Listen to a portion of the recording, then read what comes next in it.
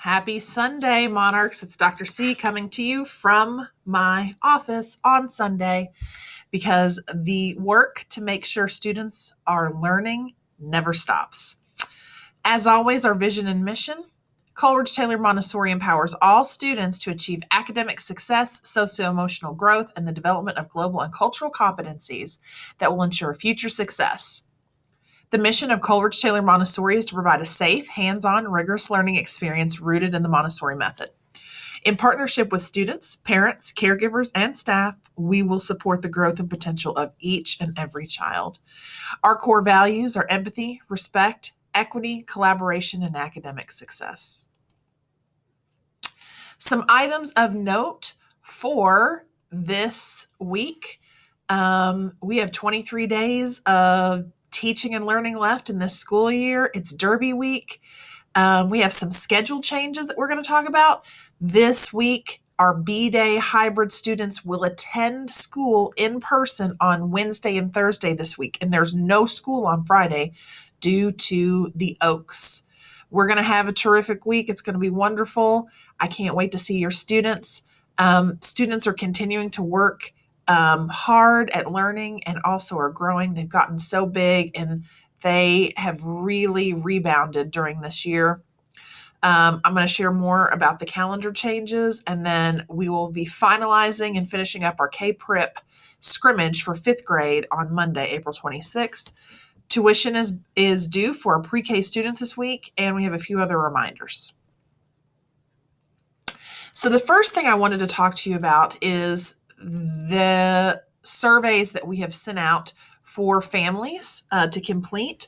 The first form is for all students of JCPS, all parents of JCPS students for grades pre-K through 4th, and it's a transportation form. So I'm going to click on that and show you. Please complete this. This is only for grades pre-K through 4. So you'll complete this form. It'll ask you several questions. Even if you are not coming back to Coleridge Taylor this year, or if you have students that are in different elementary schools, please make sure that you complete this for each of your students who are under grade 5. So if they're in 5th grade, they don't need to complete it. If they're in pre-K through 4th, you need to complete this form. We also have our learning environment survey. Since I've been at Coleridge Taylor, each year we provide this learning environment survey to help parents give some feedback about what class or what type of class, what type of setting they want their child in based on their students' needs. So if you could please complete this. And this is your one and only opportunity to provide feedback before we set up class lists for next year around what type of classroom setting you want your child in. We will be setting up our class cohorts for students, meaning our groups, our class groups, over the next couple of weeks, and teachers will be assigned over the summer once enrollment is finalized. And then we have for our parents of virtual students who are in grades 3, 4, and 5, the K-Prep RSVP for virtual students. Please complete this form regardless of what you choose. K-Prep will be coming for us. It is not going to be used for our district or state accountability, but it is a federal mandate that students are taking this K-Prep test. We want to offer and extend the opportunity for our virtual students to come into the building on 2 Wednesdays in May to take the K-Prep test. If you choose not to have your child come in, which is fine, we understand with COVID you have concerns, please complete this and decline the opportunity to test. This is very important that we have this information from you. So we will have some staff calling and following up with virtual parents over the next week. And if you would do us a favor by taking this RSVP form and completing that for us, if you are a virtual parent of students grades 3, 4, and 5, that would be a great help to us. Thank you. Some just general reminders. If your child has a runny nose, we know that we are in the Ohio Valley allergy season. If your child does not have allergies listed on their medical documentation, we will be calling you and telling you that you have to pick up your child. Please, please, please document that, and you can make sure that you get that paperwork from our main office. You can also complete the forms online and send them in. Please take care of that for us. If you send your child to school with any sign or symptom of an illness, we will be contacting you. So if your child has a medical condition, please document it. Tuition, again, is due using My School Bucks for our pre-K classrooms. If you sign in your child late or early, you must use our QR code system. Car Rider is rocking and rolling. If you are a walker parent and you are not wanting to wait to the end of our dismissal to pick up your child, please consider the Car Rider line. It is much quicker and easier. Again, a reminder that grades K, 1, and 2 must be picked up at the door by an adult or a designee, and we are not sending any of those kids out of the building to walk on their own. So if you're a walker and you're interested in Car Rider, please call the school. Make sure that you update your contact information on the parent place. This is the only way that we are really, as a district, documenting parent contact. So please complete all of that right here on the parent place. And then we have some calendar changes, which we'll talk about here in just a minute. Remember, attendance counts for AA and BB days. We want kids to be online as much as possible when they can be and when they're supposed to be. And we want kids to be at school. And finishing this year strong begins by showing up, whether it's virtual or in person. So if you have a child that you need to be swapped, we need 1 week's notice before the swap happens. We have to do this in order to make sure we have enough space, class assignments. We have to switch things around at Infinite Campus. We are really happy to accommodate if we have the time to do that, meaning the time, the notice to get that situated. So just let us know and we'll take care of that for you if we can. So a reminder that we are ending April this week.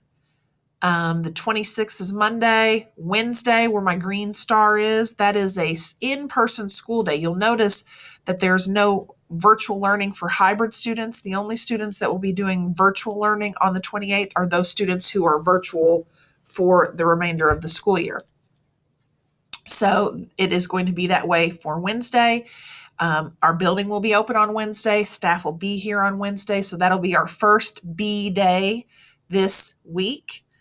And then I want to give you a little fast forward to May, the last week in May. The same thing is going on because we have no school on the 28th.